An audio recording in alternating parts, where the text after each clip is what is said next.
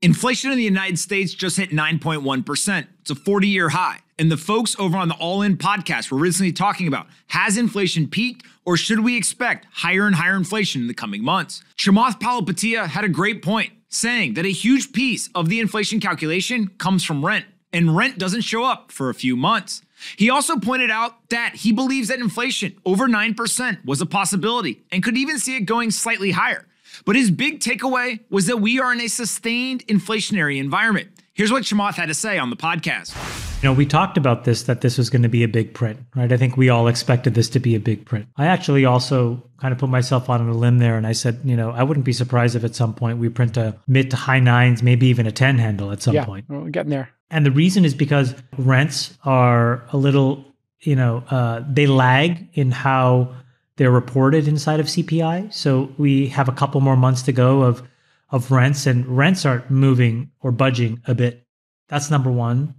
We do see a little bit of fall off in energy prices, but I'm not so sure that it's enough, frankly, to move the needle. So I think that we could be in a sustained period for a while. After this inflation print, the expectation for July went to 80 basis points from 75, which means a small percentage of people actually think it's going to be 100.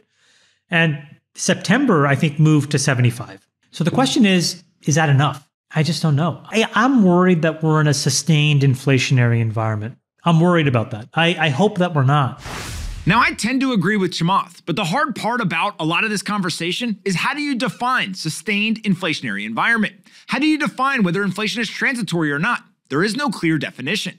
What we know is that for the last 12 months, the United States economy has experienced inflation over 5%. That alone, I think, proves that inflation was not transitory, and also that we are in a sustained inflationary environment.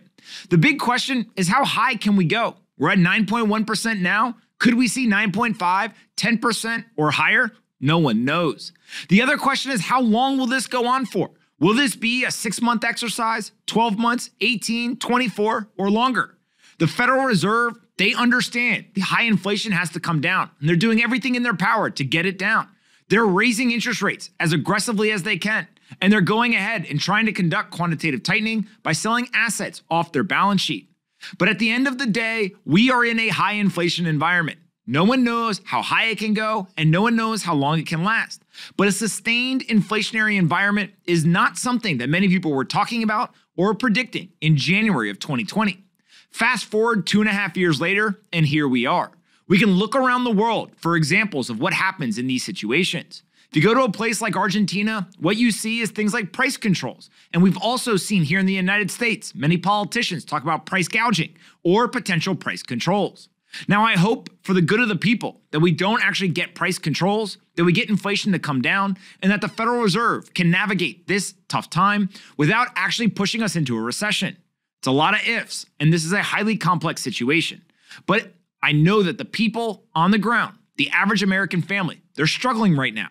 Seeing things like 9.1% official inflation is a bad number. And if it gets worse, that means there's only more pain to come. The solution hopefully won't be worse than the problem. But right now, that problem is eating away at the savings and wealth of millions and millions of Americans, and it is destroying the hard work and economic value that those families have put forward over the last few years. Inflation hurts the average person, and we gotta get it down.